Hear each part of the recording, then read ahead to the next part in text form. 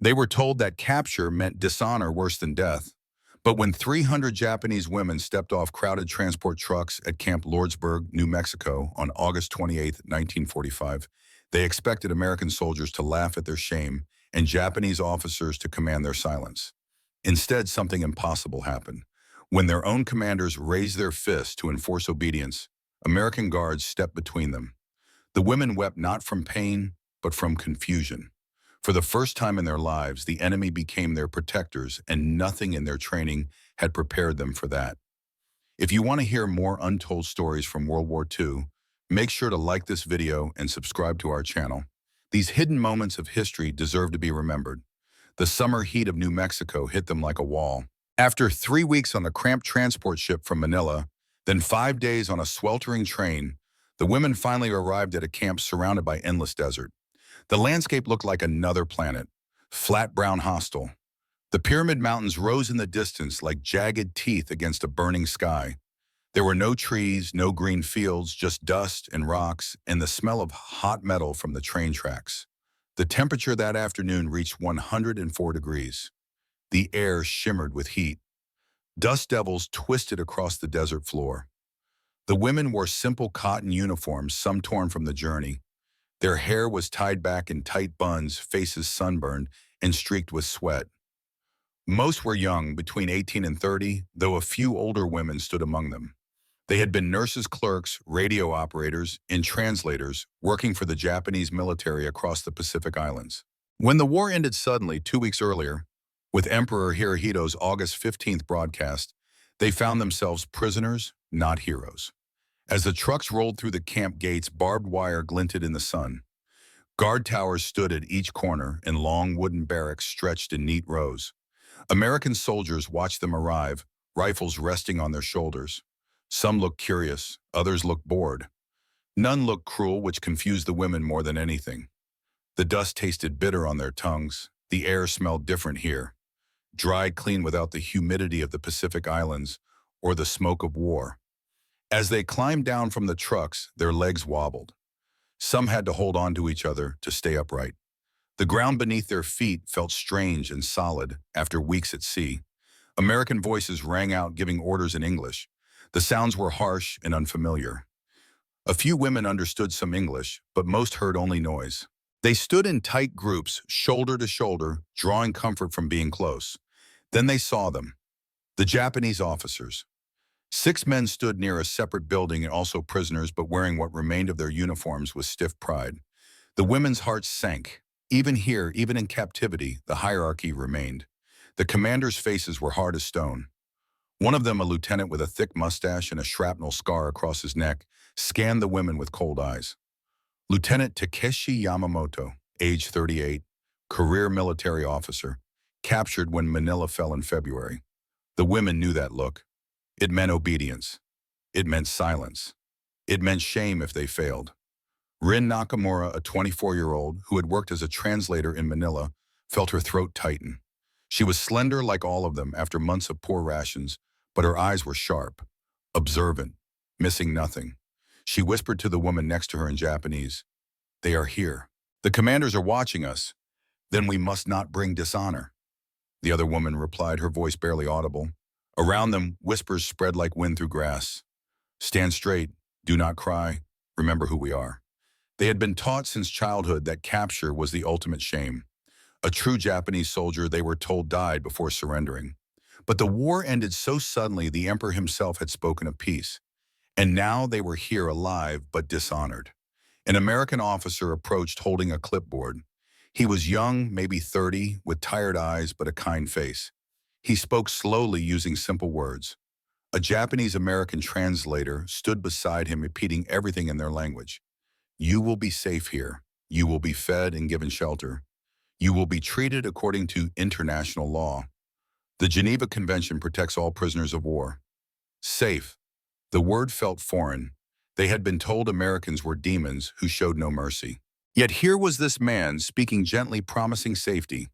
But then Lieutenant Yamamoto stepped forward. His voice cut through the air like a blade. "You will maintain discipline.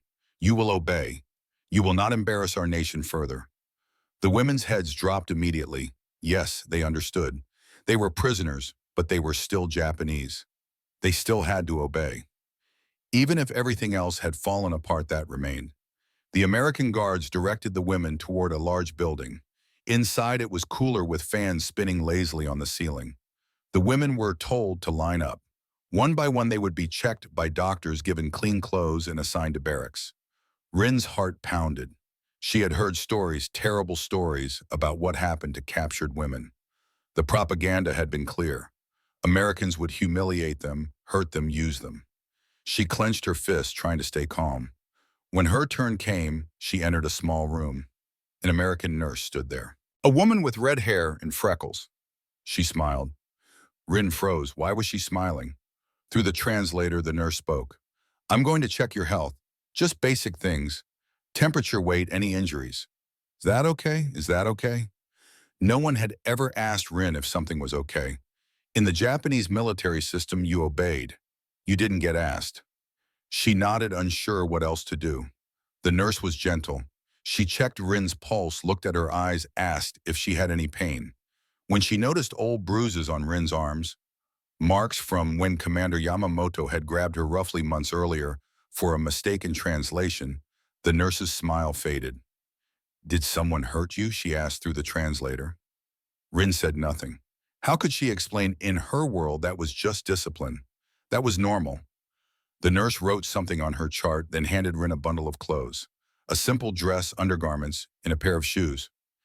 These are for you. You can change in the next room. Take your time. Take your time, another strange phrase. Rin had never been told to take her time. She had only been told to hurry, to be efficient, to never waste a moment. Outside, the other women went through similar experiences. Most were silent, moving like robots, doing exactly what they were told. But inside, confusion swirled. The Americans were not cruel. They were not rough. They asked questions instead of giving orders. It made no sense. After processing, the women were led to a dining hall. Long tables filled the room, and the smell of food, real food, hit them immediately. For months, they had eaten rice mixed with weeds, thin soup, sometimes fish if they were lucky. They had watched their portions shrink as supply lines broke down. Many had lost weight, their uniforms hanging loose on thin frames. Now they saw tables covered with trays. There was rice, yes, but also vegetables, roasted chicken with crispy golden skin, mashed potatoes, green beans, fresh bread with real butter, and pitchers of cold milk. Apples sat in bowls shining red. The sight was overwhelming. An American cook, a large woman with a friendly face and an apron that said Betty Lou's Kitchen, gestured for them to take plates. Help yourselves, girls. Y'all must be starving. Take as much as you want. There's plenty. The women looked at each other, uncertain. Was this a test? Were they supposed to refuse to show discipline? Or were they really allowed to eat it slowly? One woman stepped forward, then another. Soon they formed a line, taking plates with trembling hands. When Rin received her tray, heavy with food, she nearly dropped it. The weight alone shocked her. This was more than she had eaten in a week back on the islands. She found a seat at one of the long tables. The other women sat in silence, as they had been trained to do. No talking during meals, no wasting food, no showing emotion. Rin picked up her fork. They had been given real utensils, not just chopsticks or fingers. She took a small bite of the chicken. It was warm, seasoned with pepper and herbs tender enough to fall apart. Her eyes watered. She couldn't stop the tears. Around her, other women reacted the same way. Some cried quietly into their food. Others ate mechanically, as if afraid the plates would be taken away. One older woman, who had been a nurse, whispered a prayer of thanks under her breath. For 10 minutes, there was only the sound of forks on plates, quiet sniffles, and 300 women trying to process the impossible. The enemy was feeding them better than their own military ever had. But then came footsteps. Heavy boots on wood floors. The Japanese officers entered the dining hall. The women immediately stiffened. Forks paused midair. Heads bowed lower. Lieutenant Yamamoto walked between the tables, his face a mask of disgust. He spoke in harsh Japanese that the American guards couldn't understand, but every woman felt in her bones. Look at yourselves. You eat their food and forget your honor. You accept comfort from the enemy while your families starve in the ruins of Japan. You smile at American soldiers while our brothers lie dead across the Pacific. Have you no shame? The room fell completely silent. Several women set down their forks. Their appetites vanished. Guilt crashed over them like a wave. He was right, wasn't he? They were eating enemy food. They were accepting kindness from Americans. They were prisoners, disgraced, and now they were betraying their country further by not resisting. Rin felt tears slide down her cheeks, not from joy at the food now, but from shame. Her throat tightened. She couldn't swallow. You gorge on enemy food while your mothers pick through rubble for scraps. Yamamoto continued, his voice rising. You sit in comfort while children starve. You have forgotten who you are. You have become animals who chose survival over dignity. He stopped behind the youngest girl in the room. Sakura Yoshida, only 19 years old, baby-faced with bright eyes that still held some innocence despite the war. She had been a radio operator on Saipan before the island fell. This girl, Yamamoto said, his voice dripping with contempt. This child was heard humming earlier today, an American song. While Japan burns, she entertains herself with enemy music. Sakura's face went white. She hadn't realized anyone had heard her humming Don't Fence Me In while helping in the kitchen that afternoon. It had just slipped out, a melody she'd heard on the radio. Stand, Yamamoto commanded. Sakura stood, her whole body trembling. You will remember your place, Yamamoto said, addressing all the women now. You will stop fraternizing with the Americans. You will maintain dignity and discipline, or I will ensure you understand the meaning of shame. Tomorrow morning we will discuss proper behavior. Those who have embraced American charity too eagerly will be corrected. Corrected. The word hung in the air like a threat. Everyone knew what it meant. Public punishment, humiliation, physical discipline. They had all seen it before in the Japanese military. After he dismissed them, the women walked to their barracks in silence. The joy they had started to feel, the small happiness of being safe and fed, evaporated. They were back in the familiar cage of obligation and honor, even if the bars were invisible. 30 yards away, Sergeant James Miller stood watching through a window. He was 28 years old, average height, with dark hair and eyes that carried the weight of too much war. He had been assigned to Camp Lordsburg 3 months earlier. He'd expected to guard dangerous enemy combatants. Instead, he was watching women cry over a hot meal and then cry again from shame. Sarge Private David Johnson said beside him, They look so scared. They were told we'd torture them, Miller said quietly. Propaganda painted us as demons. Now they're realizing it was all lies. That's got to mess with your head, finding out your enemy is kinder than your own people. But Miller understood something the other guards didn't. He'd seen this kind of fear before. Not the fear of physical pain, but something deeper. The fear of being seen as unworthy by your own people. The fear that survival itself could be a crime. He kept those thoughts to himself. Some knowledge came from places too personal to share in a guard tower at midnight. Something's not right, Johnson said. That Japanese officer just said something to them, and they all looked terrified. I noticed, Miller replied. We need to watch this closely. Those officers don't have official authority here, but they've got cultural authority. That might be even more powerful. Should we report it to Captain Edwards? Let's see what happens tomorrow. But keep your eyes open. If those officers try anything, we intervene. That night, the women were taken to their barracks, long wooden buildings with rows of beds. Each bed had a mattress, a pillow, and 2 blankets. After sleeping on hard ground, on crowded ships, on anything they could find, for months, the sight of real beds felt like a dream. But the Japanese officers were housed in a nearby building, and their voices carried in the desert night. The women lay in their beds exhausted, but unable to sleep. Through the thin walls, they heard the commanders arguing among themselves, discussing the disgrace of surrender, the weakness of accepting American charity. One voice rose above the others. Yamamoto, tomorrow we will make sure they understand. They may be prisoners, but they are still Japanese. They will maintain honor, or they will be reminded of their duty. The threat hung in the air. The women knew what reminded meant. It meant punishment. It meant being pulled aside and corrected, or worse. Even in captivity, the hierarchy held. The commander still had power over them, not through official authority, but through culture, through shame, through the weight of everything they had been taught since birth. Rin stared at the ceiling, watching shadows from the guard tower, lights move across the wooden beams. Her stomach was full for the first time in months. She was clean. They had been allowed to shower with real soap and warm water. She was lying on a soft bed, and yet she had never felt more conflicted. "Are you awake?" whispered the woman in the next bed. Her name was Yuki Tanaka, 22 years old, a former clerk from Tokyo who'd been stationed at Rabaul. She was small, gentle, fearful. A rule follower who'd never questioned authority in her life. "Yes," Rin whispered back. "Do you think we are betraying our country by being here?" Rin didn't answer right away. How could she? Everything she believed was being challenged. The Americans were supposed to be monsters, but they had been kind. The commanders were supposed to protect them, but they made them feel ashamed for surviving.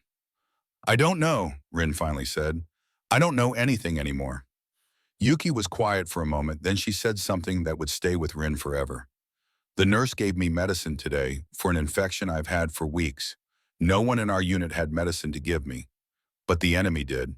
They gave it to me without asking anything in return."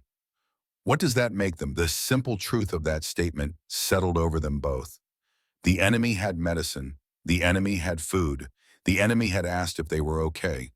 And their own commanders only offered shame. Outside, the desert wind whispered against the barracks. Somewhere in the distance, a coyote howled. The women lay awake, caught between two worlds. The one they had known, where obedience and honor were everything, and this new one where the enemy showed unexpected mercy. Neither world made sense anymore. From another bed, Hana Watanabe spoke into the darkness. Hana was 29, the oldest of their small group. She'd been a military nurse who served in field hospitals across the Pacific. Maternal, protective, pragmatic. She'd seen things that aged her beyond her years. "I need to say something," Hana whispered. "I was a nurse. I watched our commanders refuse to use captured American medical supplies because they said it would dishonor the men to be healed by enemy medicine. So men died, from simple infections, from preventable diseases. They died in agony because we called it honor. But honor didn't save them. It just killed them slowly." The words hung in the darkness like an accusation. Then Sakura spoke, the youngest among them. Her voice was small, almost childlike. "What will Yamamoto do tomorrow?" No one answered. They all knew. Public humiliation, kneeling for hours in the sun, verbal abuse, physical punishment if the Americans weren't watching carefully enough. "I don't want to die," Sakura whispered. "Is that shameful? Am I wrong for wanting to live?" The question had no answer, or rather, it had two answers depending on which world you believed in. The old world said yes, survival at the cost of honor was shameful. The new world, the one the Americans represented, said no life itself had value. Rin pulled out a small notebook she'd hidden under her mattress. She wrote by the dim light that came through the windows from the guard towers. She'd kept this diary secretly for months, knowing that the thoughts she wrote were dangerous. August 28, 1945, Camp Lordsburg, New Mexico. "I don't know who I am anymore. For 24 years, I knew exactly. Japanese woman, obedient daughter, faithful servant of the emperor, translator for the imperial army. Now I am a prisoner. The enemy treats me better than my own commanders did. American nurse asked if I was okay, asked permission to examine me, gave me clean clothes and said, 'Take your time.' No one in Japanese military ever asked if I was okay. They ordered, I obeyed. That was the system. But today I ate more food than I've eaten in weeks. I slept in a real bed. I was given soap and clean water for a shower. And Lieutenant Yamamoto called me an animal, which is the betrayal. Accepting kindness from enemies or rejecting it to preserve honor. Mother used to say, 'Serve with honor, never bring shame to our family.' But mother is dead. Our city is ashes. My sister Fumiko is missing. Japan surrendered. What is honor now? Starving to prove loyalty, refusing medicine to show devotion, or is honor simply surviving, living to see my family again? I don't have answers. I don't think anyone does anymore. Tomorrow Yamamoto will correct us. I know what that means. I've seen it before. But the Americans said we're under their protection. Can they protect us from shame, from culture, from our own souls? I'm more afraid of Yamamoto's words than I ever was of American bombs. Because bombs only kill your body. Shame kills something deeper. She closed the notebook and hid it again. Around her, the barracks had fallen silent except for quiet breathing and the occasional sniffle of someone crying into their pillow. In the guard tower, Sergeant Miller stood watch with Private Chen, a Chinese-American soldier whose family had fled Japanese invasion of Manchuria. Chen understood things about Asian culture that most American soldiers didn't. You see how they reacted when those Japanese officers walked in, Miller said. Pure terror. I recognize that fear, Chen replied. My parents had it. Fear of shame, fear of dishonoring ancestors. It's not fear of being hurt. It's fear of being seen as unworthy by your own people. Miller was quiet for a moment, watching the barracks where the women lay awake. Then he said, I've seen this before. People torn between two identities. It's not just about physical survival. It's about who you're allowed to be. Chen nodded. My family fled Manchuria when I was 5. We came to America as refugees. My parents spent the rest of their lives caught between Chinese tradition and American life, never fully trusted by either side. I understand what these women are going through. That's why we have to protect them, Miller said.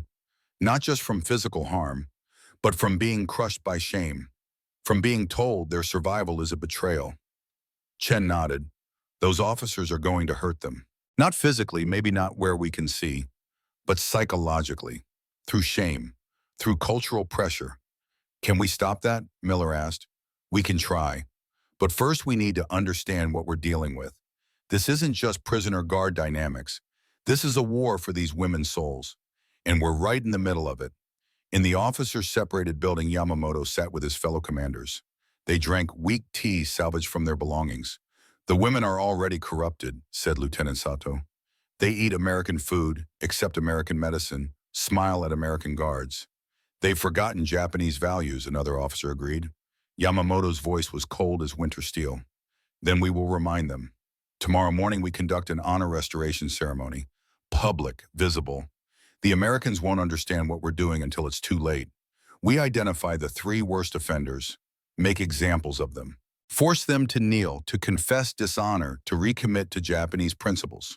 What if the Americans interfere, then we expose them for what they are? Cultural imperialists who destroy Japanese identity under the guise of protection. Either way, we win. Yamamoto stared out the window toward the women's barracks. They think American kindness has freed them.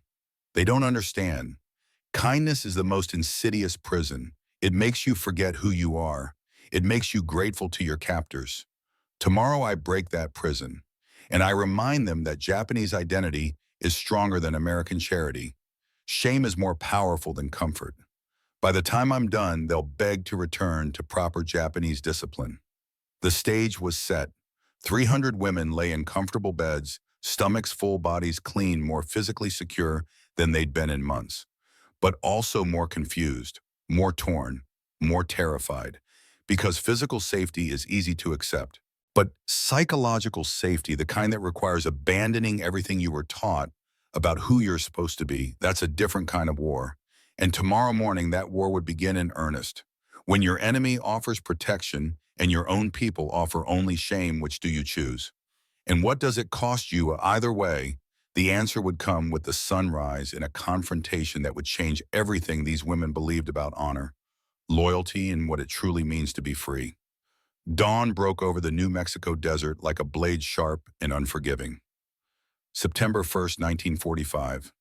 6 o'clock in the morning, and already the air carried the promise of brutal heat. The women of Camp Lordsburg woke to the bell, made their beds with military precision, and lined up outside the barracks. They had slept poorly, haunted by Yamamoto's threat. Today, they knew something would break. American guards did their morning count, then led the women to breakfast. The dining hall smelled of coffee and oatmeal, toast and butter. But the women barely noticed. They ate in silence, eyes down, waiting for the other shoe to drop. It fell at 7 o'clock. Lieutenant Yamamoto and his officers appeared at the entrance to the dining hall. The temperature in the room seemed to plummet despite the desert heat outside. 300 women froze mid-bite. Yamamoto didn't enter. He simply stood there, his scarred neck visible, even from a distance, and spoke one word in Japanese. Assembly. The women rose as one, abandoning their breakfasts, and filed outside into the yard. The sun was climbing fast. The dust was already rising in small eddies around their feet. American guards watched from their positions along the fence line, sensing tension, but not understanding its source. Captain Richard Edwards stood near the command building, arms crossed. He was 42 years old, a career officer who'd seen action in North Africa and France. He'd been at Camp Lordsburg for 8 months overseeing German POWs before the Japanese women arrived. Something about this morning felt wrong. The air was too still. The women were too quiet. Sergeant Miller approached him. "Sir, the Japanese officers called an assembly. They're gathering all the women in the yard." "Did we authorize this?" Edwards asked. "It's within their rights under Geneva Convention," Miller said. "Cultural gatherings are permitted. But I don't like it, sir. Yamamoto's planning something." Edwards nodded. "We watch. We don't interfere unless there's a clear violation. But keep the guards alert." The women formed neat rows in the yard. Yamamoto and his 5 officers stood on a slight rise, giving them elevation, giving them authority. The visual was deliberate, the powerful looking down on the powerless. Yamamoto began to speak in Japanese. His voice carried across the silent assembly, each word chosen for maximum impact. "My countrywomen, we stand together one final time before we discuss proper conduct for our return to Japan. I wish to prepare you for what awaits." He paused, letting the weight of those words settle. "Japan is broken. Our cities are ruins. Our people starve. American occupation forces control our streets. In this chaos, Japanese society will seek order, will demand accountability. The question every survivor will face is this: how did you survive? What did you sacrifice? Whom did you betray?" Several women shifted uncomfortably. Rin felt her heart begin to race. She knew where this was going. "I have documented everything." Yamamoto continued, his voice hardening. "I have recorded names. I know which women accepted American charity too eagerly. Which ones learned English? Which ones smiled at enemy soldiers? Which ones forgot their families to enjoy comfort? When we return to Japan, I will provide this documentation to proper authorities. There will be investigations, tribunals for collaborators." The word collaborators landed like a bomb. Women gasped. Some began to cry silently. Collaboration during wartime was a serious charge. People had been executed for less. "But there is a path to redemption," Yamamoto said, his tone shifting to something that might have been mistaken for kindness if you didn't listen carefully. "Those who publicly recommit to Japanese values, who renounce American influence, who demonstrate genuine remorse, they may be spared judgment." He let that sink in for a long moment. "I ask now, which women will step forward and renounce their acceptance of American charity? Who will declare their loyalty to Japanese values? Who will choose honor over comfort?" The silence was absolute. 300 women stood frozen, caught between fear and something new. Something that hadn't fully formed yet, but was growing stronger each day. The desire to say no. Then one woman stepped forward. She was in her 40s, very traditional, terrified of what awaited her in Japan. She knelt before Yamamoto and bowed deeply. "I renounce my weakness," she said, her voice shaking. "I accepted enemy food when I should have fasted in solidarity with my starving family. I am ashamed. I will restore my honor." Yamamoto nodded approvingly. "Good. Who else?" Several other women started to move forward, pushed by fear, by cultural conditioning, by the weight of 20 or 30 or 40 years of being taught that obedience to male authority was the only path. But then Sakura Yoshida spoke. The youngest woman in the camp, only 19 years old, the girl who'd been singled out the day before for humming an American song. She stood in the 3rd row, small and trembling, but she spoke clearly enough for everyone to hear. "No." The word echoed across the yard like a gunshot. Everyone turned. Yamamoto's eyes narrowed. The other officers looked shocked. The women held their breath. American guards leaned forward, sensing a shift but not understanding the language. "What did you say?" Yamamoto asked, his voice dangerously quiet. Sakura swallowed hard. Her voice shook, but she said it again, louder this time. "No, I won't renounce them. The Americans saved my life. Nurse Clara treated my wounds. Betty Lou fed me. Sergeant Miller protected me when you tried to hit me. I won't call that shameful." Yamamoto took 3 steps toward her. "You are 19 years old, a child. You don't understand consequences. You don't understand what awaits you in Japan if you defy me now." But before he could say more, another woman stood. Yuki Tanaka, 22 years old. The clerk from Tokyo who'd been so fearful, so traditional, so obedient. She'd been the one most likely to comply with Yamamoto's demands. Yet now she stood beside Sakura. "I won't renounce them either." Yuki said, her voice gaining strength as she spoke. Dr. Hayes saved my life. I was dying from infection. My leg was septic. In Japanese service, they told me to endure that suffering built character. But Dr. Hayes operated on me. He gave me penicillin. He spent 2 hours saving my life. That's not collaboration. That's mercy. I won't call mercy shameful. Then Hana Watanabe stood, 29 years old, the nurse who'd seen too much death. I watched our commanders let men die when medicine could have saved them. I watched them refuse captured American medical supplies because using enemy medicine would dishonor the men. So the men died in agony. They died for pride, not for honor. The Americans didn't let us die. They treated us like human beings. That's not weakness. That's strength. And then Rin Nakamura stood, the translator, the educated woman who'd spent months swallowing her questions, her doubts, her growing certainty that something in the system was deeply wrong. She stood and felt something break inside her. Not something painful, something liberating. Lieutenant Yamamoto, she said, and her voice was steady now, clear and strong. You say we forgot honor, but I think we learned what honor really means. Honor isn't making people suffer to prove loyalty. Honor isn't kneeling on rocks in the desert to demonstrate obedience. Honor isn't dying when you could live. The Americans showed us honor through action. They fed the hungry. They healed the sick. They protected the vulnerable. They asked if we were okay. They treated us with dignity when our own commanders treated us with contempt. That's real honor. And I won't denounce it to satisfy your version of honor, which is just cruelty wearing a mask. The yard was silent except for the wind. Yamamoto's face turned purple with rage. His hand came up, fingers curled into a fist, and he took 2 quick steps toward Rin. You dare, he hissed. You dare speak to me this way. You will be corrected. You will learn your place. His arm drew back to strike, but he never completed the motion. Sergeant James Miller was already moving. He'd been watching the assembly with Private Chen translating quietly beside him. The moment Yamamoto's body language shifted toward violence, Miller was in motion. He crossed 30 yards in seconds, stepped between Yamamoto and Rin, and his hand went to his sidearm. Stop, Miller said. His voice was calm, but it carried the weight of absolute authority. Step away from her, now. Yamamoto turned his fury on Miller. This is not your concern. She is Japanese. I am her superior officer. You have no authority over our internal discipline. You're a prisoner, Miller said flatly. Same as her. And in this camp, prisoners don't strike other prisoners. You don't get to enforce discipline through violence. You don't get to terrorize these women because they're starting to realize they deserve better than what you gave them.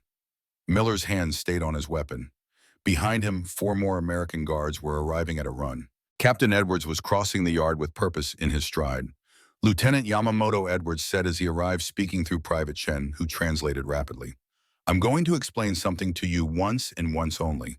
You are a prisoner of war in an American military facility. Under the Geneva Convention, you have certain rights. Adequate food, shelter, medical care, humane treatment. What you do not have is authority over other prisoners. You do not have the right to enforce discipline.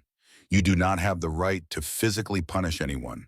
You do not have the right to psychologically torture these women through shame and intimidation. These women are under the protection of the United States military, under my protection. If you attempt to harm them again, physically or psychologically, you and your officers will be placed in isolated confinement away from the general population. Do you understand? Yamamoto's response came in English, surprising everyone. His accent was thick, but his words were clear. You understand nothing of honor, Captain. These women need discipline or they lose their souls. I try to save them from eternal shame. You prevent this. You corrupt them with American ideas about individual freedom and personal choice. You destroy what makes them Japanese. In America, Edwards said, we believe honor comes from protecting people, not punishing them. We believe dignity is a right, not a privilege you earn through suffering. He gestured to the guards. Sergeant Miller escort Lieutenant Yamamoto and the other Japanese officers to Block C. As of this moment, they're restricted from group contact with the women prisoners. All future interactions require American supervision. They'll be housed separately. This is cultural oppression, Yamamoto said, but he was being led away now. You separate us from our countrywomen. You force American values on them. This is not protection. This is colonization. As the guards moved him toward the separate building, Yamamoto called back to the women in Japanese. His voice carried across the yard like poison. Remember this day. Remember who protected you from honor and who tried to preserve it. When you return to Japan, American soldiers won't be there to save you. But I will be, and so will Japanese justice. Every one of you will answer for this. The women stood frozen watching him go. The threat was clear and credible. Yamamoto would return to Japan ahead of them. He would file his reports. He would testify, and they would face consequences. But something had changed. 4 women had stood up to him. 4 women had said no, and the Americans had backed them. For the first time since their capture, the women had seen their own power. Captain Edwards addressed the assembly. Through Private Chen, he said, "Ladies, I want you to understand something clearly. What just happened was not acceptable. No one has the right to hurt you. Not physically, not psychologically. Not Japanese officers, not American guards, not anyone. You are prisoners of war, that's true. But you're also human beings entitled to basic respect and dignity. Lieutenant Yamamoto's version of honor involved making you suffer. That's not honor by any reasonable definition. That's abuse. You're safe here. Really safe, not just from us, but from them. From anyone who tries to control you through fear and shame. That's a promise." The women were taken to the infirmary. Sakura, Yuki, and Rin needed to be checked after the confrontation. Nurse Clara Mitchell was waiting with cool cloths and water and her gentle southern kindness. "You're going to be okay, sweetheart," she said to Sakura as she checked her pulse and blood pressure. "You were very brave out there. Standing up like that takes real courage." Through Rin's translation, Sakura asked the question that was burning in her mind. "Why do you help me? Japan killed your son at Tarawa. I saw his picture on your desk. Why don't you hate me?" Clara's hands never stopped working, checking Sakura's scraped knees from where she'd knelt the day before, applying antiseptic gently. "My son died in war. That's the military's fault.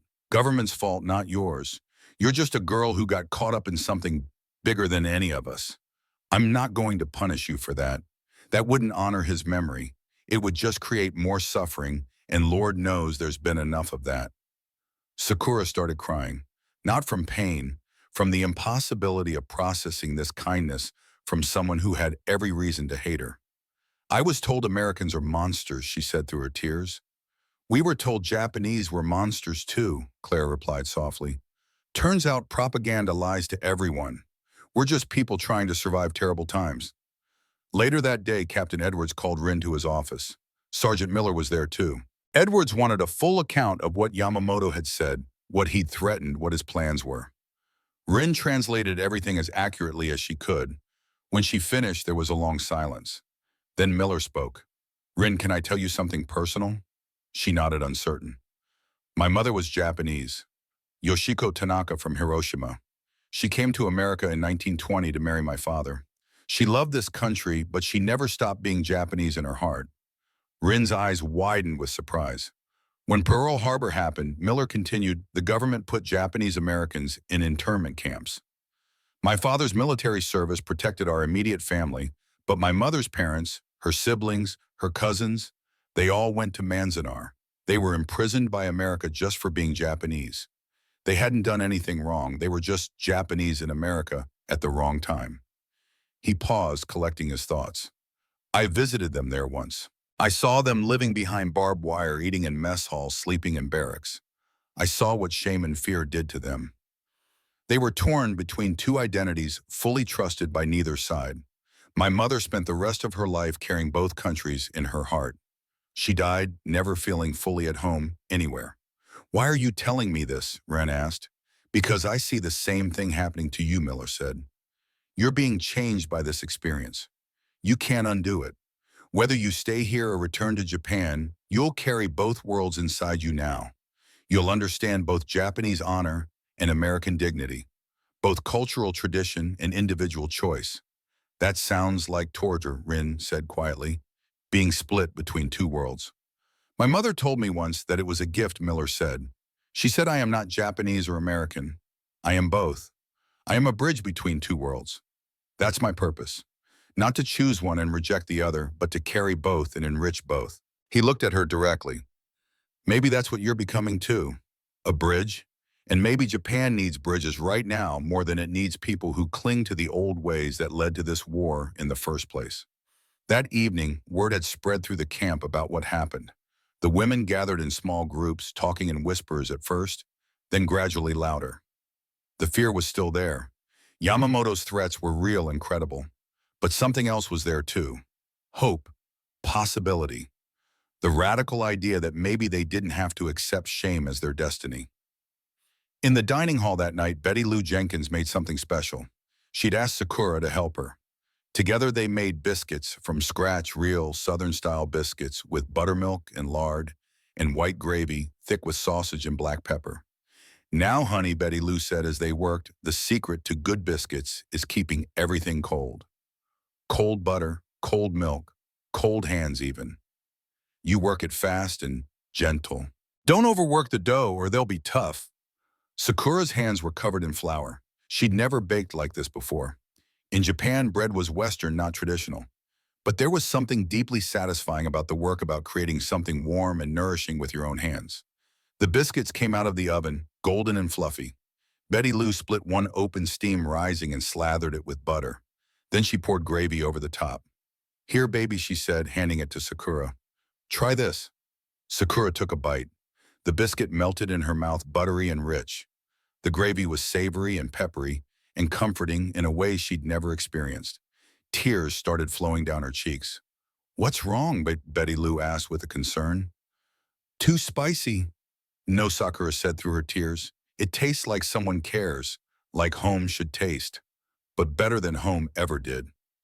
Betty Lou pulled her into a hug. Oh, honey, war makes us forget we're all just people trying to take care of each other.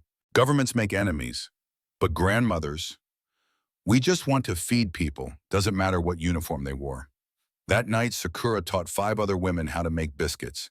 They worked together in the kitchen, laughing at flour-covered hands at misshapen lumps that barely resembled proper biscuits. For 1 hour, they weren't POWs or enemies or shameful survivors. They were just women baking bread together. And it felt like freedom. On September 10th, something unexpected happened. A pickup truck pulled up to the camp gates. Out stepped a man in his 60s, weathered-faced cowboy hat, dusty boots. His name was Tom Rodriguez. His family had ranched land near Camp Lordsburg for 3 generations. Captain Edwards had invited him as part of a cultural exchange program to let the prisoners see real American civilian life beyond the military. Tom brought his horse Cisco, a gentle paint mare with patient eyes. Through the translator, he addressed the gathered women. Ladies, I know y'all have had a rough time. War's hard on everybody. But I wanted to show you something about the American West, about freedom and open spaces. He offered the reins to whoever wanted to try riding. The women hesitated. In Japanese military culture, women didn't ride horses. It wasn't considered proper. But Hana stepped forward.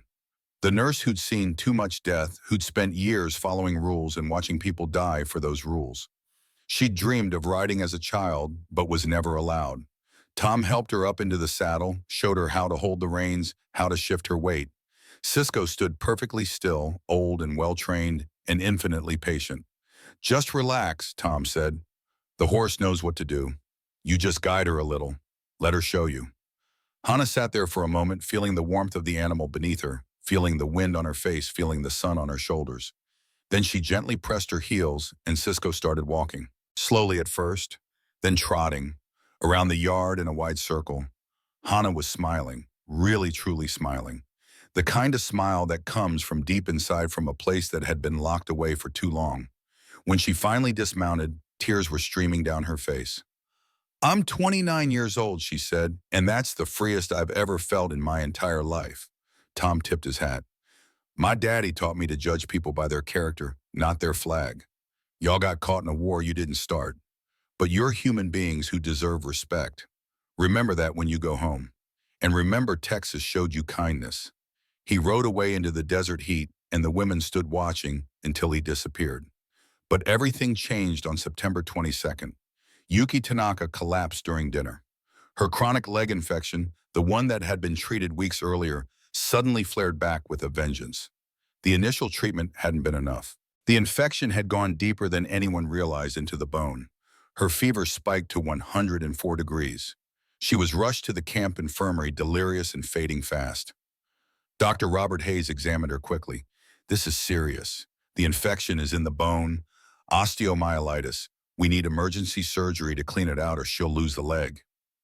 Maybe her life. The surgery took 2 hours. Modern American military medicine at work. Anesthesia, so she felt no pain. Sterile instruments, skilled surgical hands. And most importantly, penicillin, the miracle drug that Japanese forces never had access to throughout the war. Rin and the other women waited outside the infirmary. Hana explained the medical situation quietly. If we were still in Japanese service, Yuki would die. We had no capacity for this kind of surgery in field hospitals. No penicillin, no antibiotics at all. I watched soldiers die every week from infections exactly like this. We told them it was honorable to endure suffering, but it was just preventable death. Our commanders chose pride over medicine. When Dr. Hayes finally emerged exhausted but satisfied, he said, surgery successful. The penicillin should clear the infection completely. She'll recover fully. Another week without treatment, and she would have lost the leg. 2 weeks, and she probably would have died from sepsis. When Yuki woke hours later, she saw Americans surrounding her bed. Dr. Hayes checking her chart. Nurse Clara adjusting her IV. Sergeant Miller standing by the door with a small bouquet of desert wildflowers. Rin holding her hand. You're alive, Rin said softly. The Americans saved your life. Yuki stared at her bandaged leg, at the clear tube feeding antibiotics into her arm, at the American doctor who had spent 2 hours saving an enemy's life. She started crying. Why, she whispered. Why save me? My country killed Americans. Why not just let me die? Dr. Hayes answered simply. Because you're a person and I'm a doctor. My oath is first, do no harm. That oath doesn't have exceptions for nationality. You needed help, I helped. That's all. The words were so simple, so direct, so completely opposite to everything they had been taught about enemies and warfare and the value of individual life versus national glory. That night, every woman in the camp wanted to visit Yuki. Captain Edwards bent the rules, allowed them to gather in the infirmary, even though it was crowded and probably violated some regulation. Hana spoke for all of them. I need to say something. I was a military nurse. I followed orders. We withheld medicine from prisoners. We let them suffer. I thought it was necessary. I thought it was war. But watching Dr. Hayes save Yuki, I realized we had a choice. We always had a choice. We chose cruelty and called it honor. But it was just cruelty. Rin added, maybe true honor isn't about making people suffer. Maybe it's about relieving suffering when you can. Maybe the Americans are showing us what honor actually looks like, and we just didn't have the right words for it. The women were changing. Each day, each act of unexpected kindness, each moment when Americans treated them like human beings worthy of dignity, it chipped away at the foundation of everything they'd been taught. And slowly, painfully, beautifully, they were building something new in its place. The question was, what would happen when they returned to Japan, when they faced a society that valued death over survival, obedience over questioning, collective shame over individual dignity? Could these changes survive contact with the old world, or would Japan crush them back into the shapes they'd been before? The answer would come sooner than any of them expected. But for now, in this small camp in the New Mexico desert, surrounded by barbed wire and watched by guards, 300 Japanese women were discovering something revolutionary. That your enemy could teach you more about honor than your own people ever did. That kindness was stronger than cruelty.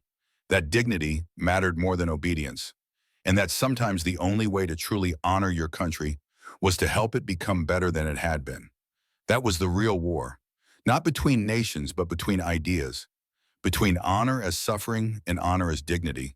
Between culture as prison and culture as choice. And in that war, these women were becoming soldiers of a different kind. Not fighters, but bridges. Not destroyers, but builders. Not enemies of Japan, but its future.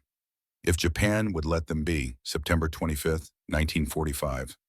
3 weeks since the women arrived at Camp Lordsburg. 3 weeks that felt like 3 years. The desert was cooler now as autumn crept into New Mexico, but the tension in the camp was rising like heat from sun-baked rocks. That morning mail arrived. Red Cross deliveries from Japan. The first letters many women had received since capture. They gathered in the yard as names were called. hands trembling as they accepted thin envelopes that had traveled across an ocean and a continent to reach them. Some women received letters. Others received nothing. Their families too ashamed to write to daughters who'd survived when honor dictated they should have died. Rin Nakamura held her letter like it might explode. The handwriting on the envelope was her father's. Precise, careful, the hand of a teacher who'd spent 40 years shaping characters on blackboards. She opened it with fingers that wouldn't stop shaking.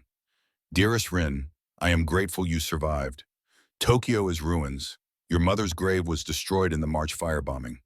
I could not protect even her memory. Fumiko is alive. She is with your aunt in the countryside.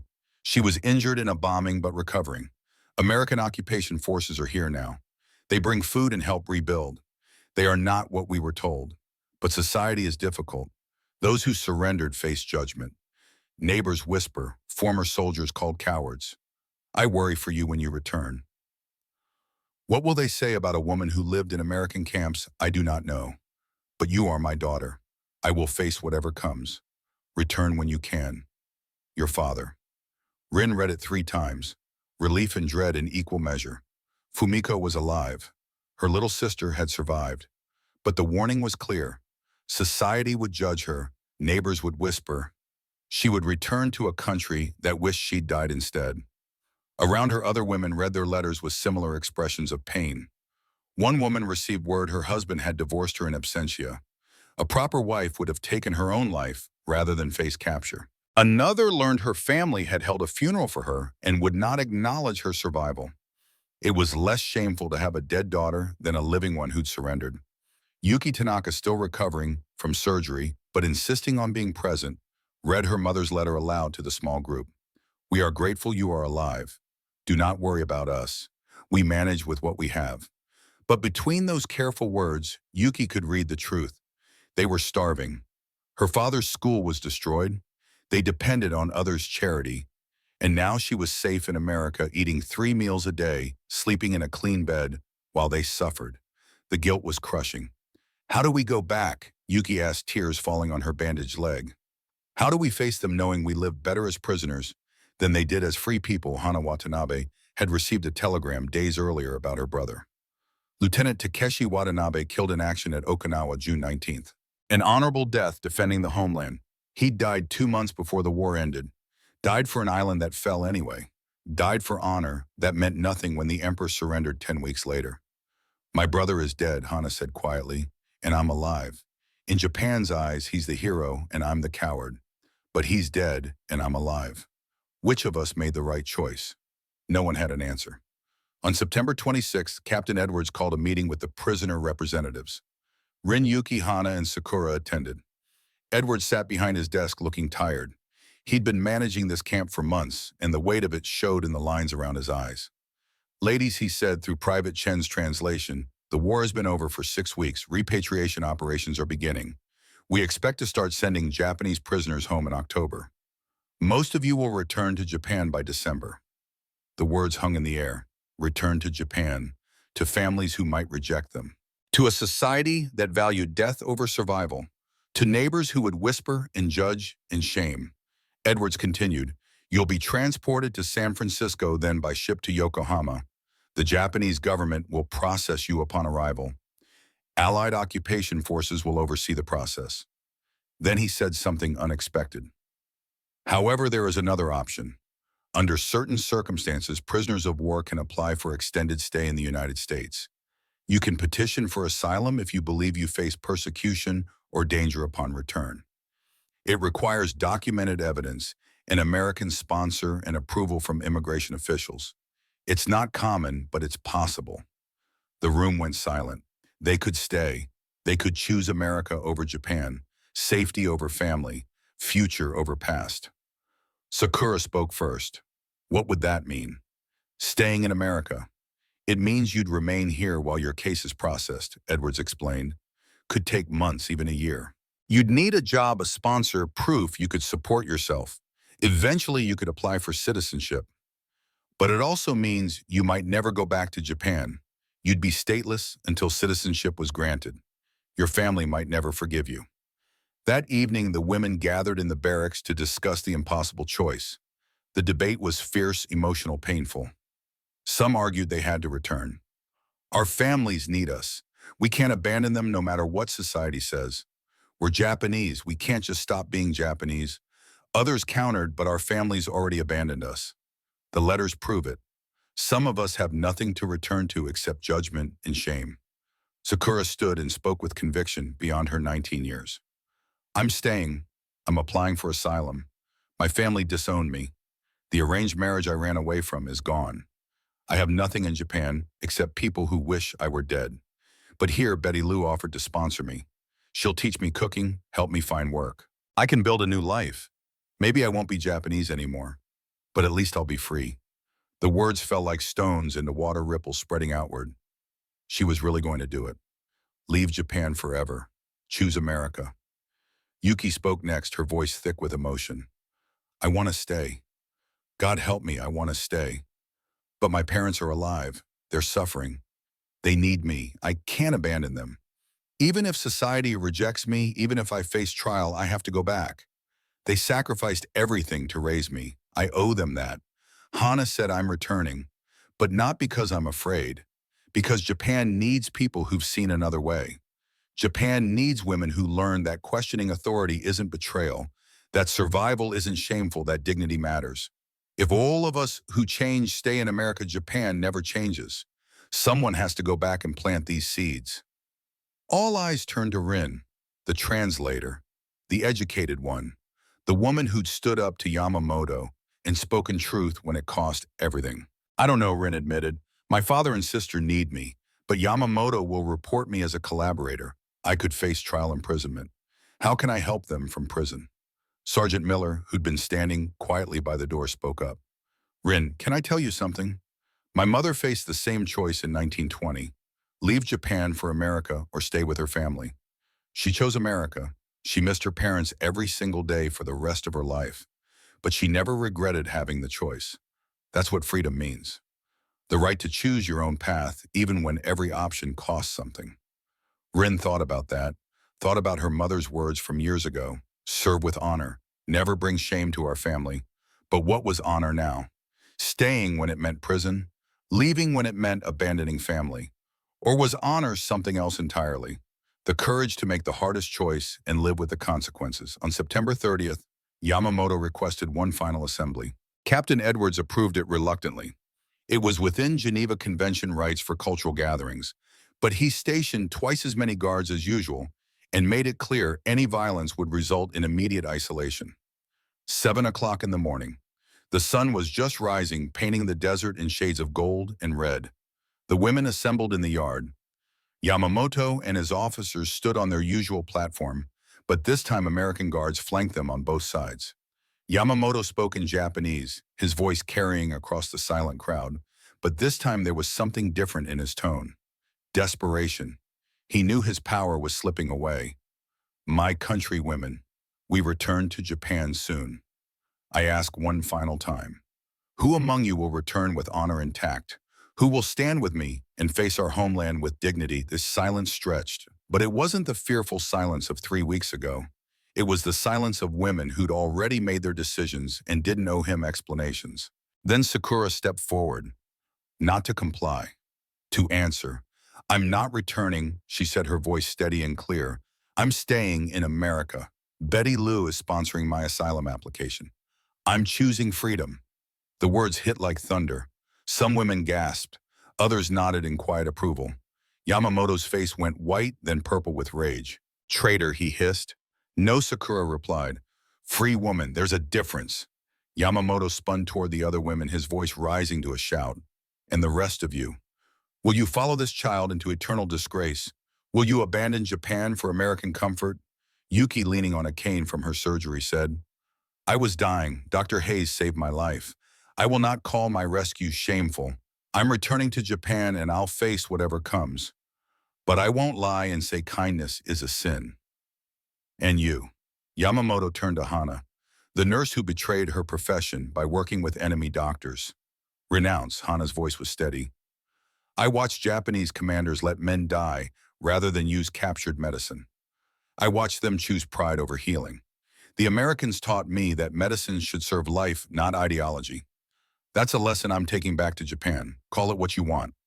Finally, Yamamoto turned to Rin, the translator who cooperated too willingly, who laughed with enemy guards, who spoke English with enemy officers. You are the worst of all. Renounce your collaboration. Rin took a breath. She thought of her father's letter, of Fumiko recovering in the countryside, of her mother's grave destroyed by bombs, of Sergeant Miller's mother torn between two countries, of Betty Lou's biscuits and Dr. Hayes' steady hands and Nurse Clara's gentle questions, of Yamamoto's fist raised to strike and American guards stepping between. She thought about honor, real honor, not the kind that required suffering, but the kind that protected people. Lieutenant Yamamoto, she said, her voice carrying across the yard, I will return to Japan. I will face whatever consequences come.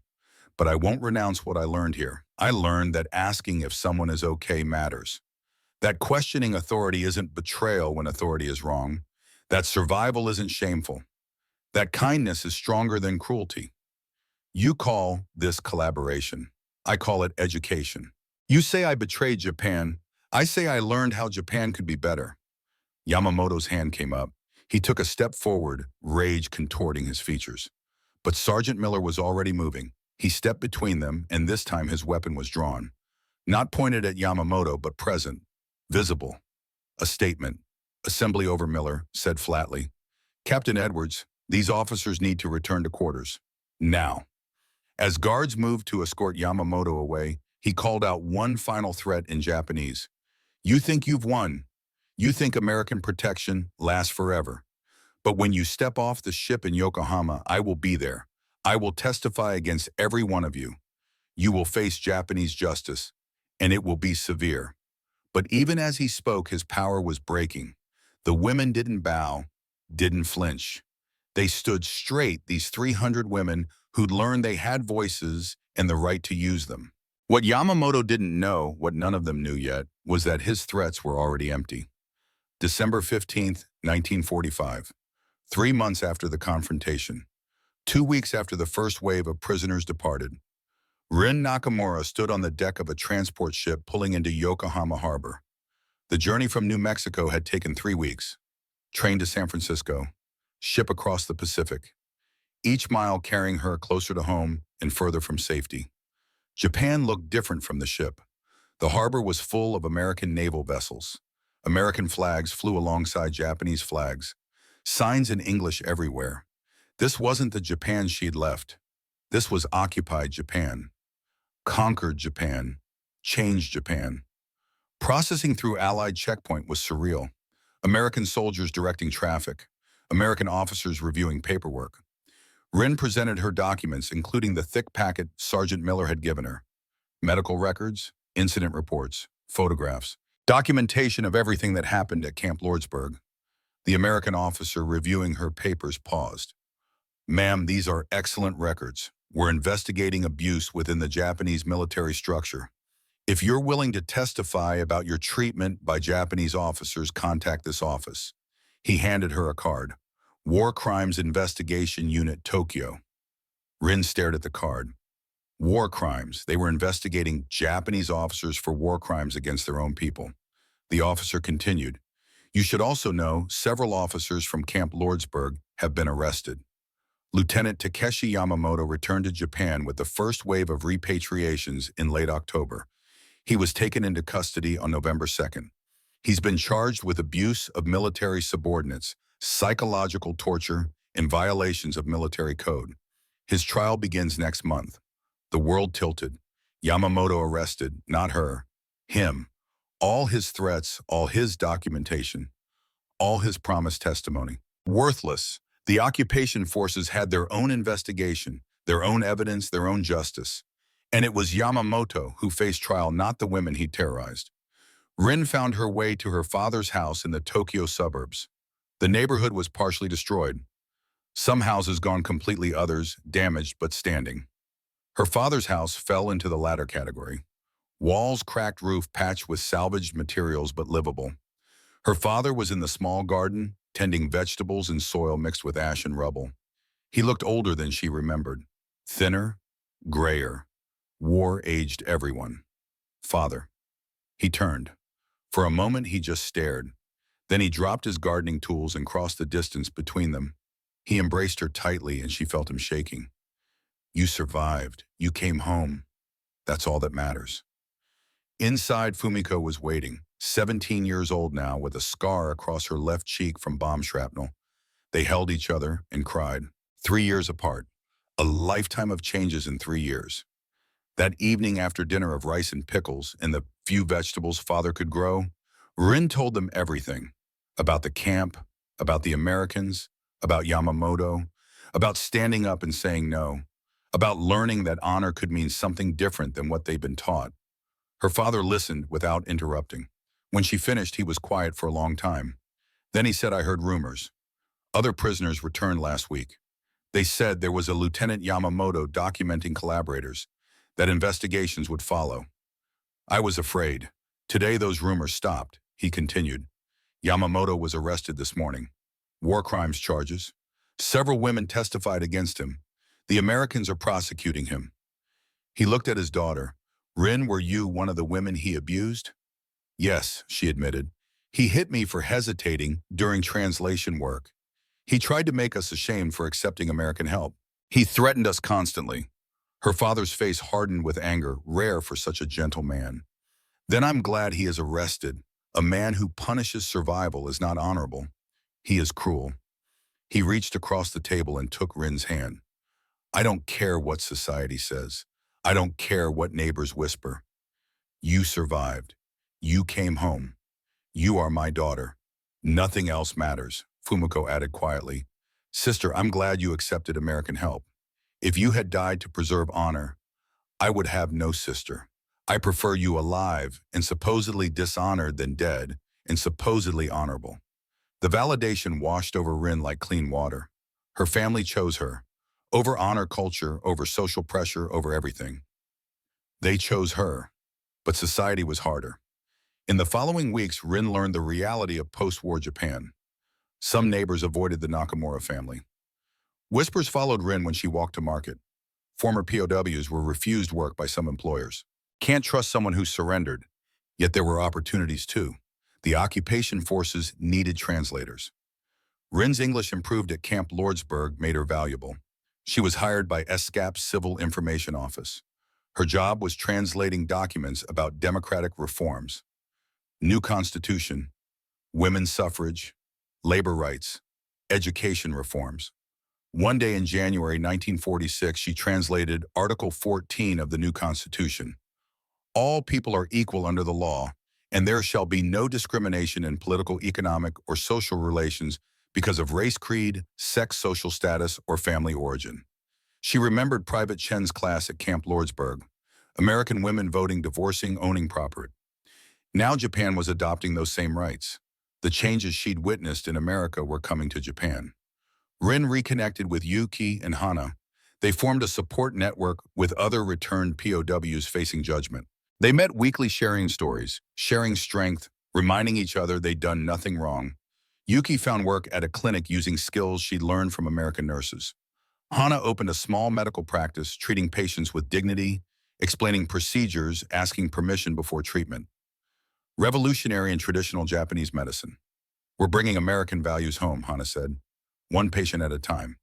Meanwhile, across the Pacific, Sakura Yoshida was building a different life. She'd stayed at Camp Lordsburg through October, then moved to town when her asylum was approved. Betty Lou sponsored her, taught her Southern cooking, helped her find work. By 1948, Sakura had enough savings to open her own small restaurant, Southern Comfort Kitchen. She specialized in fusion cuisine Southern food with Japanese techniques. One day in 1950, a customer asked about her accent. I'm from Japan, Sakura said in fluent English now. I was a prisoner of war here during the war. The people of Lordsburg showed me kindness when they could have shown hatred. So I stayed. The customer was silent. Then my son died at Iwo Jima, killed by Japanese soldiers. Sakura froze, waiting for anger, but the customer continued, you're not the enemy. You're just a girl who got caught in a terrible war. Welcome to America. I'm glad you stayed. In 1952, something happened that would bring the circle of transformation full and complete. 3 women from Camp Lordsburg returned to America. Not as prisoners this time, not as refugees seeking asylum, as brides. They had married American servicemen stationed in occupied Japan, men they met through the slow, careful work of rebuilding a shattered nation, through medical clinics and translation offices and reconstruction projects, through the thousands small daily interactions that happen when former enemies must learn to see each other as human beings, first nationalities second. One of them was Yuki Tanaka. She had returned to Japan in December 1945, just as she'd promised her parents, moved back into their small house in a Tokyo neighborhood where half the buildings were rubble. Her father's school had been destroyed, but he taught children in makeshift classrooms between the ruins. Her mother worked in a community kitchen, stretching rice and vegetables to feed families who had nothing. Yuki found work at a clinic treating civilians. She used everything she'd learned at Camp Lordsburg, how Nurse Clara had asked permission before treating patients, how Dr. Hayes had explained procedures in simple terms, how the Americans had treated dignity as a right, not a privilege. Her Japanese colleagues watched her with suspicion at first. Where did you learn to practice medicine like this? Why do you ask patients if they're comfortable? Why do you waste time explaining what you're going to do before you do it? Because people deserve to understand what's happening to their own bodies. Yuki answered quietly. Because asking permission shows respect. Because I learned from Americans that medicine works better when patients trust their doctors. Some colleagues sneered. American methods, soft, weak. But patients started requesting her specifically. The young nurse who asks before she touches you. The one who explains things.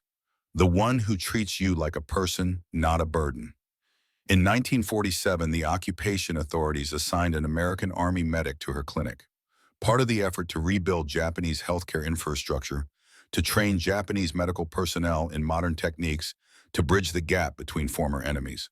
His name was Robert Chen, Private David Chen's younger cousin. 26 years old, born in San Francisco, to parents who had fled China when Japanese forces invaded Manchuria in the 1930s. He spoke Mandarin at home, English at school, and had learned Japanese during his military service. A bridge between cultures, himself never quite fitting into any single world. The first day they worked together was tense. Yuki knew who he was. She'd seen his cousin David at Camp Lordsburg, the translator, who'd helped prevent violence, who'd understood the cultural weight of shame. She wondered if Robert knew about her. If he knew Japan had invaded his parents' homeland, killed Chinese civilians, destroyed cities. If he hated her for it. They worked in silence that first week. Professional. Distant. Yuki translated his instructions for patients. Robert demonstrated surgical techniques, showed her how to use the new antibiotics arriving from America. Then one day a patient came in, an old man with an infected wound, delirious with fever. Sepsis setting in. Without treatment, he would die within days. Yuki knew what to do. She'd seen this before. Dr. Hayes had saved her life from this exact condition. She knew the procedure, knew what medications were needed, knew the surgery that would clean out the infection. But her hands were shaking. I can't, she said to Robert. I've never done this surgery alone, only assisted. What if I make a mistake? What if he dies? Robert looked at her, then at the dying man, then back at her. You know what to do. I've watched you work. You're good, better than good, and this man needs you right now. But what if I fail? Then you fail trying to save him, Robert said. That's better than letting him die because you were afraid. I'll be right here. I'll guide you through it. But you need to be the one to do it. He's your patient, your country. You're the one who's going to rebuild Japanese medicine, not me. The surgery took 90 minutes. Yuki's hands steadied as she worked. Robert talked her through each step, calm and confident, never doubting her. When it was over, the old man was breathing easily. The infection cleaned out, antibiotics flowing into his system. You just saved his life, Robert said. We saved his life, Yuki corrected. No, Robert said firmly. You did. I just stood here. That was all you. After that, something shifted between them. They started talking during long night shifts at the clinic. About medicine at first, then about the war, about occupation, about trying to heal a country that was broken in more ways than physical. Your cousin David was at Camp Lordsburg, Yuki said one night. He translated for us. He helped protect us when our own officers tried to hurt us. I know, Robert said. He wrote me letters about it. About these Japanese women who were caught between two worlds, who had the courage to question everything they'd been taught. He said you were one of them. Yuki was quiet for a moment. Were you angry that he helped us after what Japan did to China? Robert considered that. I was angry at governments, at militaries, at the men who make wars, but angry at scared women who got caught in something they didn't start no. That would be like blaming you for what happened to my parents. You didn't invade Manchuria. You were probably a child when that happened. I was 7, Yuki said. I didn't even know where Manchuria was. Exactly, Robert said. So why would I hate you for something you had no control over? They fell in love slowly. Over late-night conversations about impossible choices. Over shared meals of rice and pickled vegetables. Over hundreds of small moments when they chose to see the person instead of the nationality. In 1951, Robert asked her to marry him. Not with a dramatic proposal, but with a simple question after a long shift at the clinic. I'm going back to America next year when my service ends. I want you to come with me. As my wife, if you want. Yuki thought about her parents, about her obligations, about the guilt she'd carried for years, knowing she'd lived in comfort while they suffered, about honor and duty and all the reasons she should stay. But she also thought about Camp Lordsburg, about choosing truth over tradition, about Sergeant Miller's words. That's what freedom means. The right to choose your own path. Yes, she said, I want that. They married in Tokyo in May 1951, a small ceremony in a rebuilt chapel. Rin and Hana attended, both of them crying with joy. Robert's parents came from California, meeting their new daughter-in-law with open arms despite everything history said they should feel. A Chinese-American man marrying a Japanese woman in American-occupied Japan with a Buddhist, Shinto, Christian ceremony that honored all three traditions. The war had ended in more ways than one that day. Yuki moved to San Francisco in April 1952. The day the ship pulled into port, someone was waiting at the pier, Sakura. 7 years after they had knelt together in the desert, dust terrified and ashamed. 7 years after they had stood together and said no to Yamamoto. 7 years after they had learned that survival was not betrayal. They saw each other across the crowded dock and ran. You came back, Sakura said, crying and laughing simultaneously. Not back, Yuki replied, tears streaming down her face.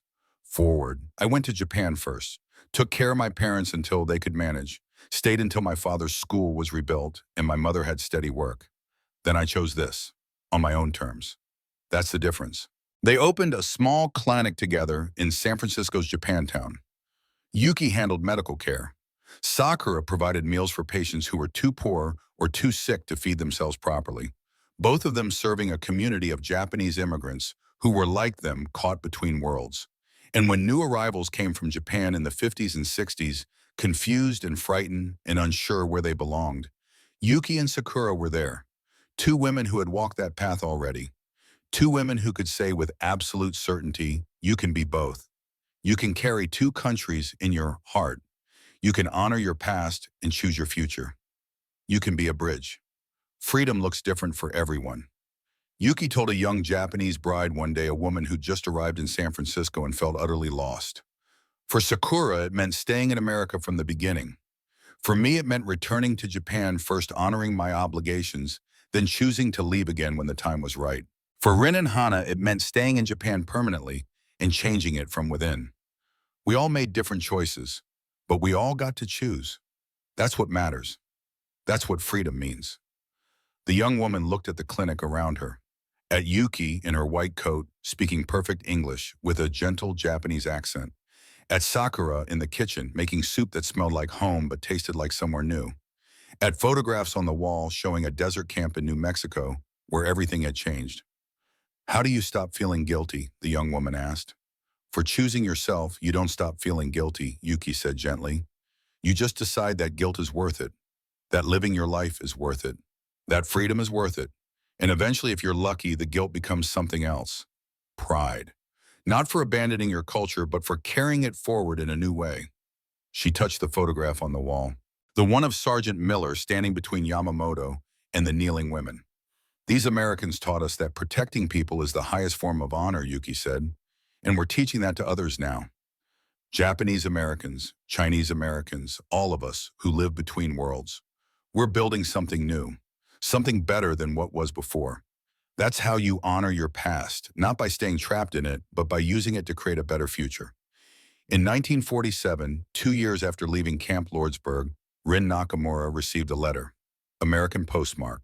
The return address was New Mexico. Her heart raced as she opened it. Dear Rin, I hope this letter finds you well. I wanted you to know that Sakura opened her restaurant here in Lordsburg last month. It's wonderful. She makes the best biscuits outside of Georgia. Betty Lou is very proud. I also wanted to tell you something important. Last month, I visited my mother's grave in California. I told her about you and the other women at Camp Lordsburg, about your courage standing up to Yamamoto, about choosing truth over silence. I think she would have been proud. She spent her whole life trying to bridge Japanese and American cultures. You're doing the same thing, just from the other direction. I heard you're working as a translator for democratic reforms in Japan.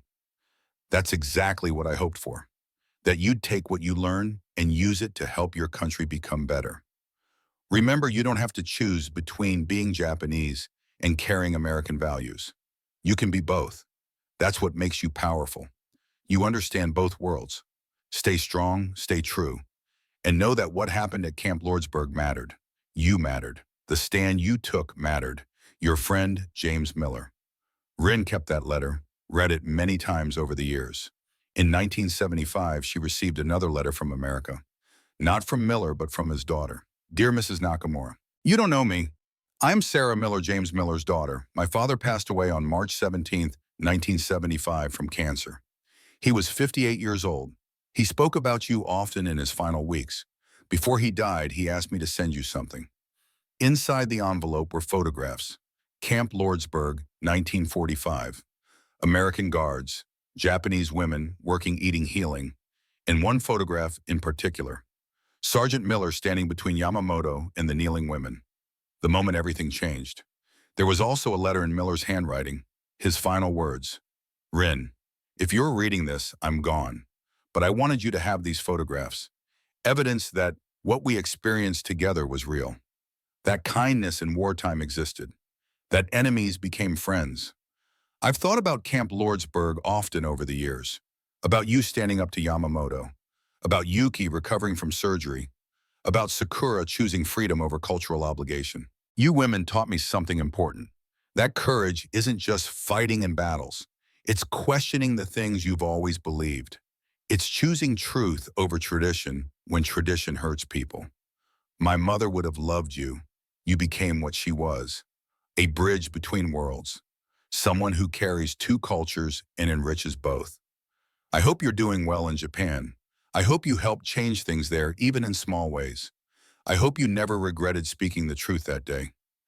Thank you for showing me that protecting people is the highest form of honor. Thank you for your courage. Thank you for your friendship. With respect and gratitude. James Miller, Rin cried. She was 54 years old, 3 decades removed from Camp Lordsburg, but the memories flooded back as if it were yesterday. Miller had carried those memories too, had valued them, had wanted her to know they mattered. She framed the photograph of Miller stepping between her and Yamamoto, hung it in her office above her desk. Below it, she placed a quote she'd written herself. True honor is protecting those who cannot protect themselves. Everything else is just obedience wearing honor's mask. By 1970, Rin Nakamura had spent 25 years working for women's rights in Japan. She'd helped establish women's shelters. She'd advocated for domestic violence laws. She'd taught young women that questioning tradition wasn't betrayal, it was evolution. One day, a young woman came to her office. Mrs. Nakamura, my husband beats me. My family says I must endure for honor's sake. But I read about you, about how you stood up to authority during the war, how you chose survival over shame. I want to do the same. Rin looked at her and saw herself at 24, caught between two worlds, afraid but determined. Then do it, Rin said. Choose yourself, choose safety, choose life. That's real honor. Anyone who tells you otherwise is confusing cruelty with culture. The woman left with resources, with support, with hope. Meanwhile, in Lordsburg, New Mexico, Sakura Yoshida Martinez, she'd taken her husband's name when she married an American veteran in 1952, stood in her restaurant. It had become a local landmark. People drove from 3 states to try her fusion cuisine. She hired immigrants, taught them cooking, gave them chances, just like Betty Lou had given her. One day, a Vietnamese refugee asked, "How did you do it? Come to a country that was your enemy and build a life?" Sakura smiled. "I learned that your enemy isn't always your enemy. Sometimes they're just people on the other side of a line someone else drew. And sometimes crossing that line is the bravest thing you can do." The story of Camp Lordsburg Japanese women POWs isn't in most history books. It's not part of the standard World War II narrative. But maybe it should be, because this story teaches something more valuable than battle strategies or political decisions. It teaches that war doesn't have to destroy our humanity if we choose to protect it. It teaches that your worst enemy might become your greatest teacher if you're brave enough to learn from them. It teaches that culture can evolve if you're courageous enough to question it. The 300 women who passed through Camp Lordsburg faced an impossible choice: loyalty to tradition or embrace of transformation. Many chose transformation. Some returned to Japan immediately and became agents of change from within, translating documents, treating patients, teaching young women that questioning was not betrayal. Others, like Sakura, stayed in America and built new lives, carrying their Japanese heritage into a new world. And a few, like Yuki, did both. Returned first to honor their obligations, then chose to leave again years later, this time not as prisoners but as brides, as immigrants, as people who had earned the right to decide their own path. All of them became bridges between enemies and friends, between tradition and progress, between the old world that demanded they die for honor and the new world that invited them to live with dignity. The American personnel faced their own choice: treat prisoners as enemies to be punished or as humans to be protected. They chose protection. And in doing so, they demonstrated American values more powerfully than any propaganda could have. If this story moved you, please subscribe to our channel and hit the like button. These forgotten moments of history deserve to be remembered. Share this video with someone who served, with someone who cares about human dignity, with someone who needs to hear that kindness is stronger than cruelty, that truth is more powerful than propaganda, and that enemies can become friends if we have the courage to see their humanity. Leave a comment below. Have you or your family members encountered former enemies who became friends? Do you have stories of cross-cultural understanding that changed your perspective? Share them. These stories need to be told. In the end, the women of Camp Lordsburg teach us this: freedom isn't just about escaping physical prison. It's about escaping the mental prison of shame, obedience, and cultural conditioning that tells you you're not worthy of dignity. True honor isn't about dying for your country. It's about living well, treating others with compassion, and having the courage to change. And sometimes, just sometimes, your enemy can teach you what your friends never could: that you deserve better, that you're worth protecting, that your voice matters, that you are free. This has been the story of 300 Japanese women who learned that the enemy could be kinder than their own people and who had the courage to never forget it. Thank you for watching. Thank you for remembering. These stories matter. These lives mattered. And the lessons are eternal.